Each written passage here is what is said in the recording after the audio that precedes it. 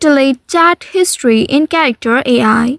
Hello and welcome back to our YouTube channel How to Tutorials. In today's video, I'm going to show you how I can delete chat history in Character AI. In order to delete your chat history, you will need to first open your Character AI application on your mobile device or access it through a web browser at character.ai. Also make sure you are logged into your account. If not, enter your credentials in order to log in to your account. Now once you are logged into your account, you will need to navigate to the chat with the character whose history you'd like to delete. You can find this in your list of this recent chat on the main interface. Once you locate it, tap on the character's name and then you will be taken to the chat interface. Once you reach the chat interface, here tap on the character's name at the top of your chat screen. This will open a menu with various options related to that character. And once you reach to this page, now here you will need to scroll down in the menu until you find and locate the option Remove Messages, which is at the very bottom of the screen. Once you get it, tap on it and now here you will see a list of messages from the conversation. Select the specific message you'd like to delete